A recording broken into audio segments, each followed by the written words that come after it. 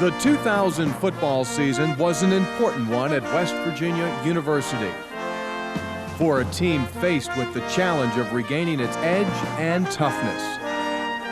Committed to this challenge was a group of men who wanted to restore the pride of West Virginia football, the pride that set this program apart from the others. It was not easy, but this team found a way to come through. It found a way to surprise and come up with a big play. It found a way to answer even the greatest of doubts. Their efforts to restore the winning and pride paid off. The 2000 squad accomplished something that many Mountaineer football teams could not.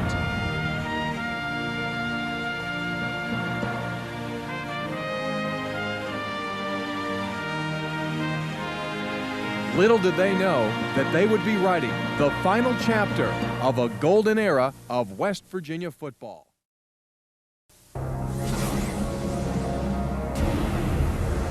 They had beaten us the year before, and we didn't play particularly very well up there.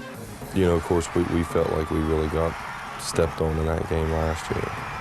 We really felt like they kind of rubbed our nose in the dirt at the end of the season last year. You know, they kind of rubbed it in a little bit with a couple of cheap shots here and there. We wanted to, get Boston College back. We wanted to pay them back big.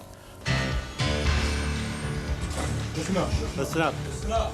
Hey, we've done so daggone much talking about this game. You got to understand, number one, this is a national televised game. This thing goes from coast to coast.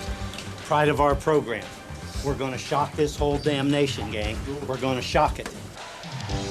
Dropping back, play action, wants to throw, looks, fires a deep ball, has a man, it's Ivy, and the pass is caught by Ivy at the 15, to the 10, he's knocked down at the 5-yard line.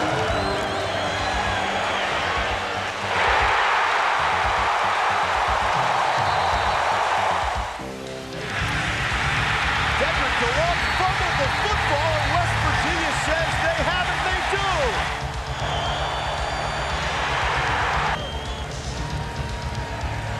4-7 season just left a bad taste in our mouths. We just wanted to prove a lot of people wrong that we were a lot better than that. Play action to Coburn, looking to go deep, fires a deep ball for Brown, and Brown leaps up, he makes the catch, he's to the 5.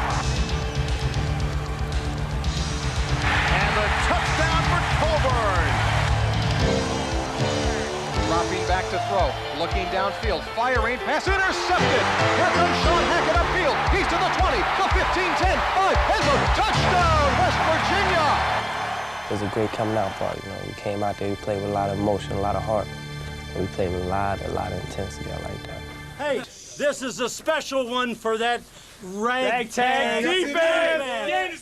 And we had just a minute or two to catch our breath and say, uh-oh, Maryland's coming in next. Hey guys, this victory is huge, and we got an off week to like enjoy it, but it ain't gonna mean nothing if we don't get our mindset for Maryland.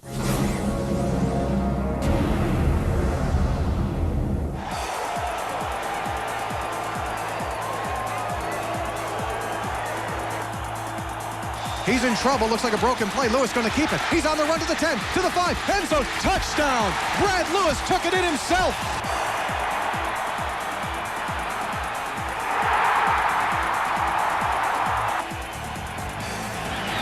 To the end zone, Ivy, touchdown!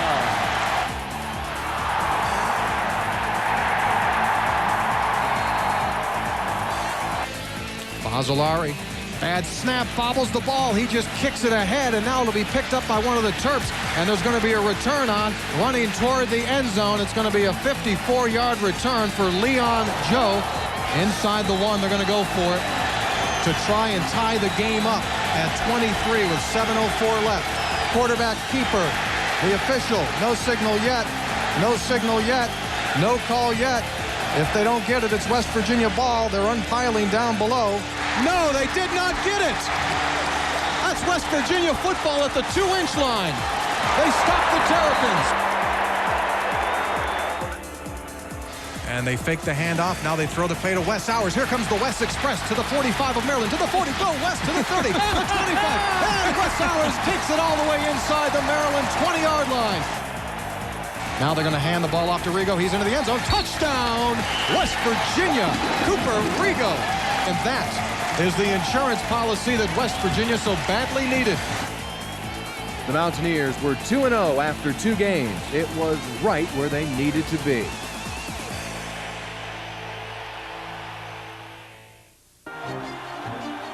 The Mountaineer defense had not allowed Boston College or Maryland to rush for 100 yards, and that trend continued against nationally rated Miami in Game 3.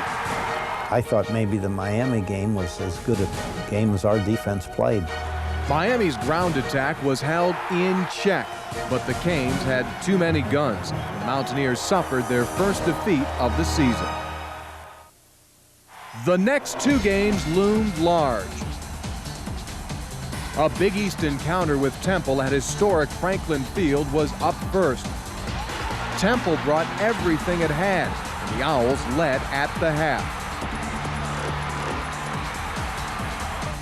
Someone needed to step up and make a play for the Mountaineers. That man was senior receiver Corey Ivy. Deep down the sideline for Ivy, makes the catch at the 40, gets by the defender. He's at the Temple 30, the 25, cuts back across the field. He's at the 15, cuts back to the left again, to the 10, to the 5, inside the 5. He rolls out to his right. They're after him. Lewis now fires into the end zone for Ivy. He makes the catch. Touchdown, West Virginia. A magnificent play. Floats the ball out for looking for Ivy. Ivy makes the catch over the 40-yard line. He is brought down at the 45. It wasn't pretty, but the Mountaineers left Philadelphia with a win. West Virginia's 4th win of the season came at home against a pesky Idaho squad. Vandals took control of the game and led 9-0 at halftime. Idaho's controlled passing attack continued to be successful into the 3rd quarter, and it was clear that the Mountaineer defense had to come up with a big play. Here's Welsh, 3-step drop, fires over the middle, pass intercepted. Here comes a touchdown for West Virginia. Grant Wiley.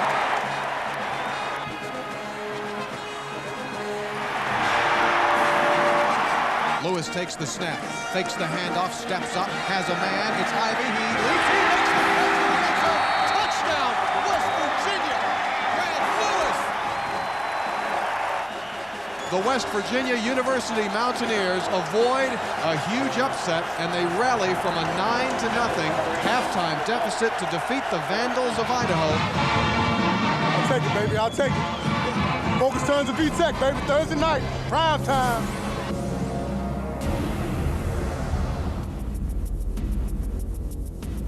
After 5 games, West Virginia stood at 4-1, and legendary coach Don Nehlen was just 1 victory away from the famed 200-win plateau. Nice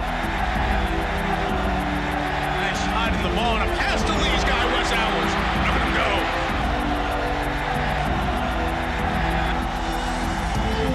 And for the first time this year, Virginia Tech trails.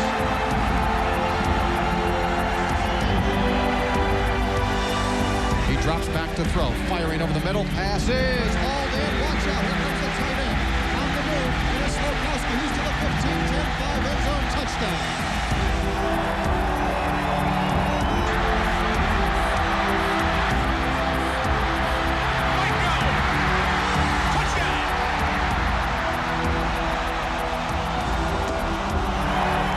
This one has gotten away from West Virginia in this second half. Mountaineers led at the break 14-7, but Tech has exploded here in the second half.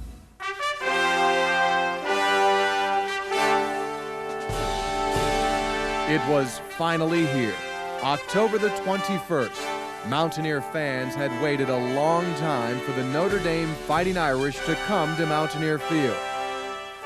It was Notre Dame's first ever visit to Morgantown, and the color and pageantry of college football was at its best on this fall afternoon.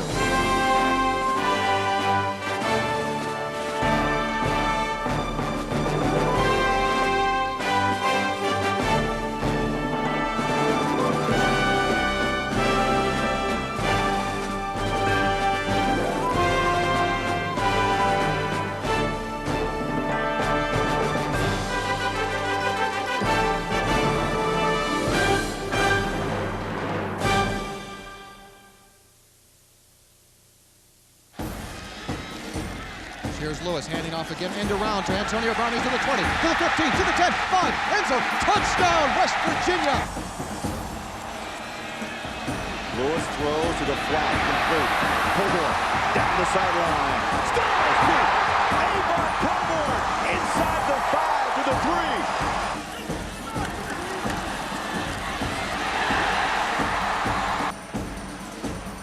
West Virginia started fast and led 14-7 in the first quarter. But when quarterback Brad Lewis went down with a knee injury, WVU lost its momentum. Had Brad Lewis not gotten hurt, we would have won the game. Quarterback goes down, a freshman goes in, and the punting game destroys us. Well, there may be 2 or 3 storylines to this game, but the biggest is punts. It is so one-sided. In the first half, we did not play them the way we should have, because I guess we was all wrapped up into the Notre Dame hype and how good they were supposed to be. Well, Vecchio sets up on that pocket throw, sideline, off the fingertips, caught. Touchdown, Irish. Still, the Mountaineers made a comeback. McBrien settles back to the left-hander, throws. Up for the catch, it's a dandy, Antonio Brown.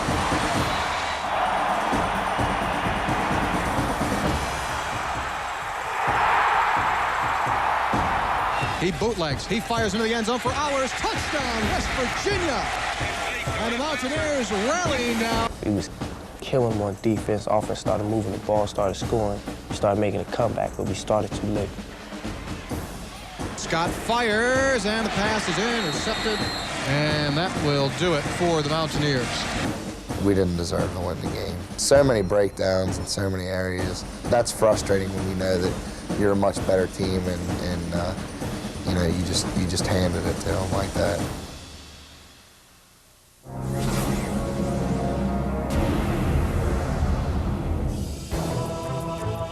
Coach Don Nehlen made his third attempt for career win 200 against Big East rival Syracuse. It didn't look good early for the Mountaineers as Syracuse marched to a 14-0 lead in the first quarter. Anderson steps in. Anderson, touchdown for Syracuse. It took Sean Terry to turn the tide and get the Mountaineers rolling. Take it, Sean, to the 40, up the sideline, 50, the 41 man to beat, up to 30, the 25, the 20, the 15, 10, 5, end zone, touchdown! Scotty McBrien under center, looks, fires a deep ball wide open as Antonio Brown contact. Brown makes the catch at the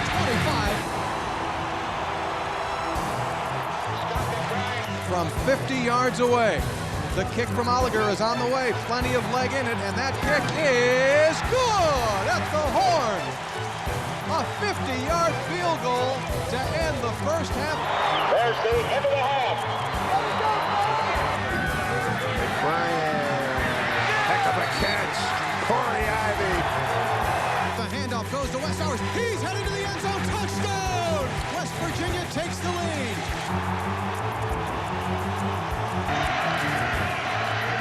Anderson, he's got Mungro. He's got Mungro down there. Got it! 25-20, 15-yard line. Tight end comes in motion, staggered eye. And the ball off to D. Brown, and Brown going to be hit. Keeps going. He's into the end zone. Touchdown. He broke through a tackle. And Syracuse has taken the lead. Behind the 166 yards rushing from a healthy Coburn, West Virginia grabbed a 27-24 fourth quarter lead and seemed poised for the victory. Until a late fourth quarter miscue gave Syracuse one more chance. We had the game won. We blew it. I thought that was the only game. I thought coaching lost that game. I really did. We had no business throwing the football. The game's first turnover by West Virginia comes with 4:17 left in the game. The Orange took full advantage and captured the victory with just 10 seconds left in the game. Disappointed, yes, but nothing prepared the Mountaineers for what they were about to hear in the locker room following the game. When I shook Paul's hand, then my mind's going 900 miles an hour saying, hey, what am I going to say to these guys? To lose like we did, you know, in the last second, You know, that drops you down to rock bottom, and to come in and think it can't get any worse. I remember being in the locker room after the game, and I was so mad. And I was sitting there, and I was tearing my tape off and taking my gloves off. Try and get out of those, you know, that tight uniform real quick. When I come in, it's just like dead quiet. I mean, it's always dead quiet when you lose, but it was more of a silence. It was more like everybody was sitting down, like waiting for something to happen. We always do certain things after games, win and loss, and you know, we kind of had he's like, okay, everybody get down for your silent prayer. And he said, and after we're done, he said, don't anybody move. Then I went into, you know, men, I've been coaching 42 years in this game, and I've decided that I'm going to retire. And I wasn't sure, so I was asking a teammate, what did he just say? And of course, there was a real hush. And in fact, a lot of guys just kind of looked at me. I think they thought I was kidding them. Finally, I turned to Steve and I looked at him and I said, did he just say what I think he said? But then I, you know, went on a little bit, and they knew that I was not kidding them. That was hard because it was just like, wow, I got kicked once and now I'm going to get kicked twice. And we had to go back and practice and act like nothing was wrong, which there really was.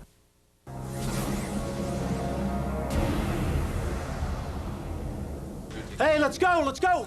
Get moving. For me to say I was totally focused, I think would be a lie. I don't think anybody was totally focused. We know you could be focused to a certain point, but just knowing that this is going to be Coach's last year. Defense, go after this quarterback. You defensive linemen, come flying off that ball. Come flying off the ball. Pick one of them and catch the damn thing and go with it. We play hard every single play, every guy. That's the mark of this football team. It's the mark of this team. Here we go. 5 to stay alive. 5 to stay alive, fellas. 5 to stay alive. Snap back to McMahon. He looks, he fires, pass deflected. It is intercepted by West Virginia's Richard Bryant on the return. To the 30, to the 25, the 20, the 15, to the 10, to the 5, heading to the end zone. He's in. Touchdown, West Virginia. Rutgers is hard to play on the road. You know, they're not having success. They're down. Everybody's telling our team they should win easily. And we should have won easily. We get ahead 17-0.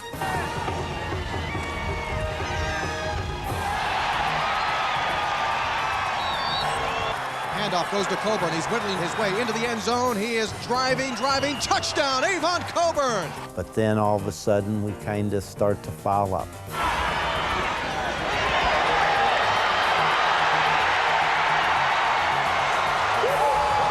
They had nothing to lose, and we had everything to lose. Pass is going to be caught for a touchdown by Aaron Martin. Everybody was so hyped up on again, Coach Nehlen, 200 win. They forgot 2 win. 1 second on the clock. Terry Shea has his field goal kicker on to tie the game. Steve Barone. Snap is back a bit high. The kick is away. The kick is good. Just thought that it would be the normal Rutgers team and just give up.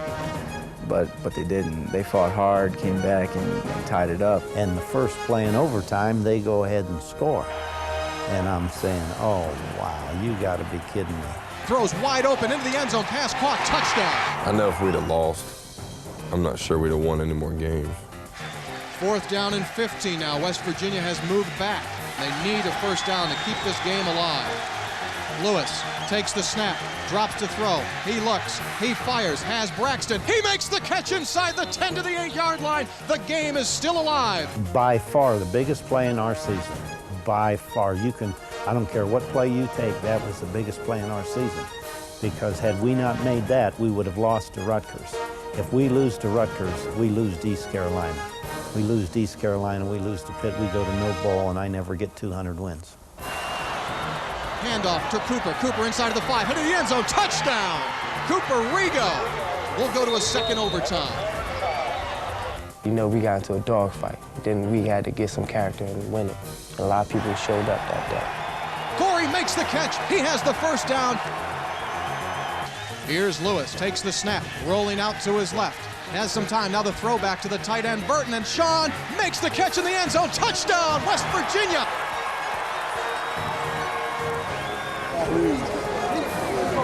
Empty backfield, 3 to the right, 2 to the left. 4th and goal from the 7.5-yard line. McMack takes the snap. He steps down the pocket, rolling to his right, fires in the end zone. Pass is incomplete. West Virginia wins the game. score, West Virginia 31. Phil Braxton made a great catch. Sean Burton made a great catch. Again, who did it? Brad Lewis. On one leg, can hardly run. You know, you just got to give him a lot of credit because he was a beat-up guy, and he got it done for us. How many do we have? How many points do we have? I don't know. 200. 31. 1, 2, 3, 4, 5, 6, 7, 8, 9, 10, 11, 12, 13. And there was a big celebration, and it was great for me because my coaches wanted me to get 200 so badly. Hey guys, they've been playing college football for 140 years, and until today, only 16 guys had won 200 games. There's the game ball. Now there's 17.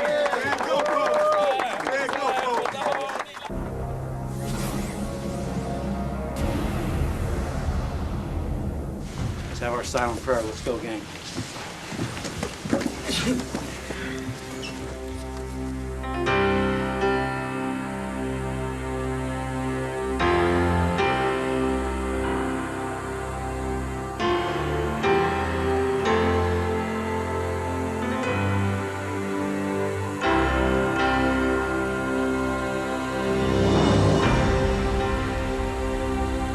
Let's go.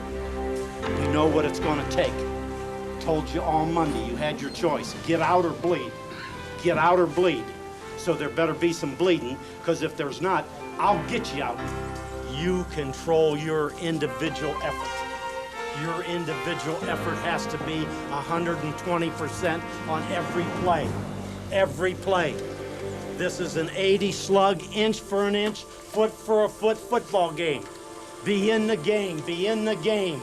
Know what's going on out there. You ought to be mentally drained after this football game if you don't play a play. You know, there was 11 of us saying goodbye and playing on Mountaineer Field for the last time, and it was crazy. I mean, emotional all game. I mean, just feeling I'd never felt before, and I think you only feel once. For me to run out of this stadium for my last time was probably one of the biggest thrills in my life. You know, just to hear the fans clapping and know how much support I got. I woke up that morning and I didn't want to go. I didn't want to come to the stadium because I knew it was going to be the last time. All these seniors realized that it was their last game and last time they'd be on Mountaineer Field. But then in the back of your mind, you thought, man, Coach Nehlen, nobody's ever coached here besides him, and this is the last time he's going to be on this field as a coach. You know, I took a peek around this stadium and says, well, this is the last time I'm ever going to come down the tunnel. And, you know, I'm the only coach that's ever coached in this field. I'm the only guy that's ever come down the tunnel. I'm the only guy that's ever gone up the tunnel. And, you know, that's an emotional thing. And sending him out in style was the goal of his players and fans. It was truly a great and emotional day for West Virginia football. When this team wanted to be emotional and we wanted to be good and we wanted to win, there was nothing that could stop us. Fires a deep ball for Brown, wide open, makes the catch at the 25, to the sideline, 20, 15, 10, 5, end zone, touchdown! Antonio Brown takes the snap, dropping straight back to throw, looks to his left, fires over the middle, pass intercepted by the Mountaineers. Here we go, on the return, Rick Sherrod. That was our defining game this year. We played, I think everything clicked. Special teams, offense, defense, everything. Everything went right. Three-step drop, they throw the bubble screen, incomplete. Intended for Hardy, that's a lateral, the ball's gonna be picked up. Mountaineers are after it, they recover it in the end zone. And West Virginia is gonna be given a touchdown. There he is again, James Davis. Richard Bryant put the stick on Keith Stokes. The East Carolina game was probably our finest hour. Here's Lewis, fired, got a man across the middle, touchdown! Corey Ivy! And the celebration begins here in Morgantown. Somehow, some way, we got all of it together. Watch out, they're gonna fake the punt. Pass caught, here comes West Virginia. Grant Wiley to the 30, and he's down to the 21. Donnie Yen! In the final moments of the contest, Mountaineer fans started chanting Nehlen's name, and the coach finished his home career with a fitting send-off. As the final seconds will tick off the clock, Mountaineer coach Don Nehlen, he is being carried off. Nehlen in the air as the Mountaineers take him off the field. Defense, defense, defense, defense. Coach Nehlen was all excited. It was an emotional time, and it was a relief because nobody wanted to lose that last game at home. Seniors didn't want to lose. We didn't want to lose for Coach. That was a great job, gang. That was a great victory. I love you. That was super. I know one thing. 1980, we won that first damn game. If we'd have lost this game, I'd have damn near died. The East Carolina victory made the Mountaineers bowl eligible, as West Virginia accepted a bid to the Music City Bowl in Nashville, Tennessee. The bowl game was the 13th for a West Virginia team under Nehlen and would be his final game as head coach. It also provided one last chance to snap an 8-game bowl losing streak. Like I told you at the hotel, a lot of adversity on this football team. So we got a choice. What are we going to do about that adversity? Now we can curl up and lay down like a bunch of nothings, or we can go out there and fight like a bunch of men. We need every guy on every snap playing his heart out. Every guy on every snap playing his heart out. Team, baby, team. 1, 2, 3, team. And they're going to fake the reverse to Brown, wide open as ours. He makes the catch to the 20, to the 15, to the 10, to the 5. He's in. Touchdown, West Virginia. We snuck that play in for Wes, and we told the team this is going to score a touchdown. Wes knew it was going to score, and lo and behold, it did. And so when we scored that first one, now the kid said, hey, gang, we really got him. Fakes the handoff, rolls out to his right, has some time, fires a deep ball wide open as Antonio Brown, and he makes the catch, and he's down at the 12-yard line of Ole Miss. Everything went right for us. Everything we did worked, and it was just one of those days. Lewis takes the snap, wants to throw, pressure comes, he fires, the ball is caught by Abby for a touchdown. Our game plan was real exciting. We were not going to try to run the football every other play. We decided, hey, we're going after the jugular. We knew what they did on defense. They were predictable. And here's Lewis wanting to throw. He has Brown. He makes the catch at the 40 of Ole Miss, to the 30, up the sideline, 20, to the 15, to the 10, to the 5, end zone, touchdown. He did it again. And it just got him so completely confused that we had guys wide open all day long. And here's Miller dropping to throw, looking to his left. He fires. Pass intercepted. Rick Sharon, and he's dragged down at the Ole Miss 29-yard line. They are absolutely shredding this defense of Ole Miss. Terry to the 10, Terry to the 15, Terry running to the 20, Terry all the way to the 40, to the 50-yard line. He's on the run to the 40 of Ole Miss, to the 30, to the 25, 20, 15, 10, 5, end zone, touchdown. He did it again. It made me especially proud that we finally represented the Big East in a bowl game and won, because down deep in my heart I felt we'd left them down in the past.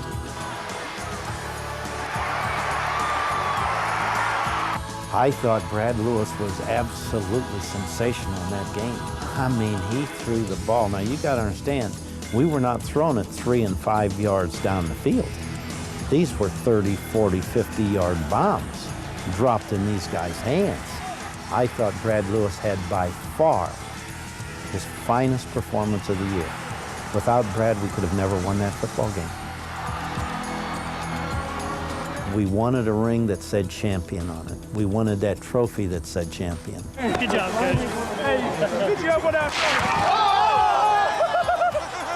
And it was a great time to get up in front of all those fans and say, hey, this trophy's for you, and we finally got it done. Yeah! You hold it up. Hey! Right there, baby! Yeah!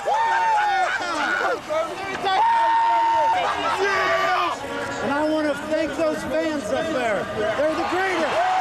This is for you guys.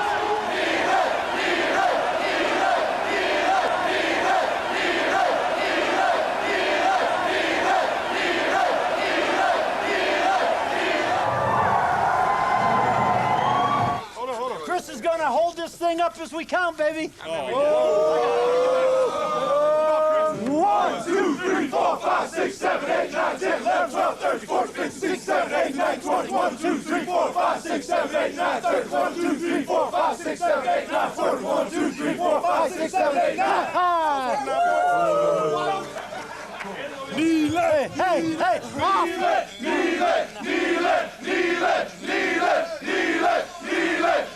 That was tough. There's no question. There was some tears, I know, in my eyes, and I know that there were some tears in some of the coaches' eyes and some of the players' eyes.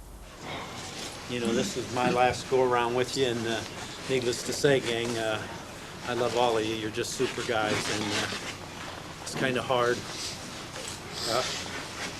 I don't want to keep talking. Let it go. Come on, Coach. Let it go, Coach. Well, 21 years. You're a grown-ass man.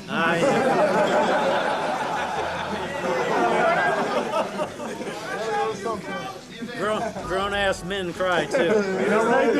But, you know, I've been around here a long, long time, and every team we ever had, I just love them all.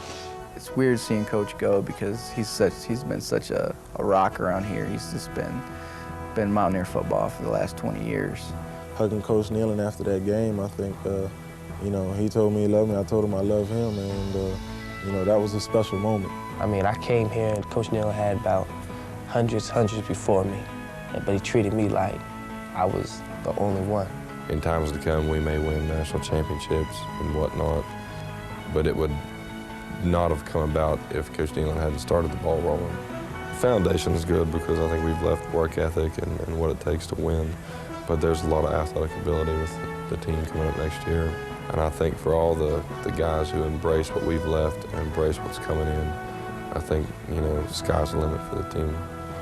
The future is also bright because a new coach is ready to carry on the West Virginia tradition. The torch has been passed to former Mountaineer Rich Rodriguez. There's a lot of work to be done, but at the same time, I'm not stepping into a desperate situation. I've obviously got a lot of respect for Don Nehlen. I was here when he first built the program. Nehlen always said that he didn't want to leave the cupboard bare for the next coach at West Virginia, and that among his long list of accomplishments is perhaps his greatest legacy. As the final chapter closes on the Nehlen era of West Virginia football, rest assured that the cupboard is far from bare. The coach came through for us once again. I just felt that we were missing something here. And I felt that if we would change football coaches, that it would give us another push. I thought the program was good. I think we got an excellent team coming back. We got most of our players back. And I didn't want to go out with an all-senior team and some guy come in and have to struggle. I was coming across Cheat Lake Bridge on a Sunday night about 10 o'clock or 10:30, and I'd been in the office since about 8. And I said, you know what?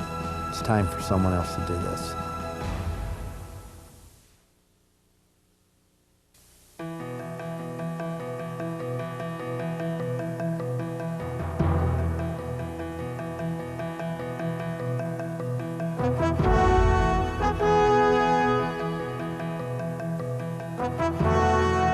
They have been a losing football team. They've had a losing attitude. They no longer have a losing attitude. These kids know what it takes to win, and we're going to win next year.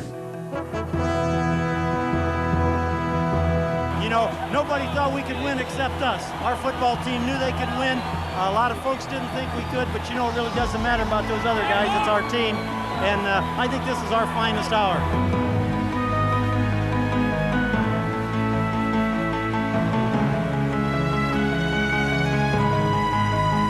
Remember Thursday night we talked about injuries? Tell me what Larry Holly and Rich Rodriguez, tell me what they did, tell me what Todd Fisher, amen. It doesn't matter who plays.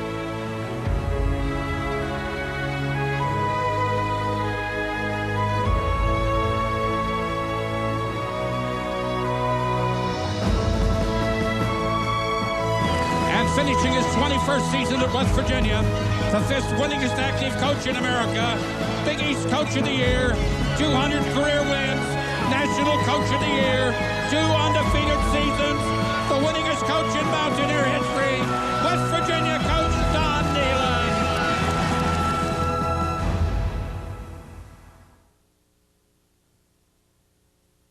This has been a presentation of MSN, the Mountaineer Sports Network.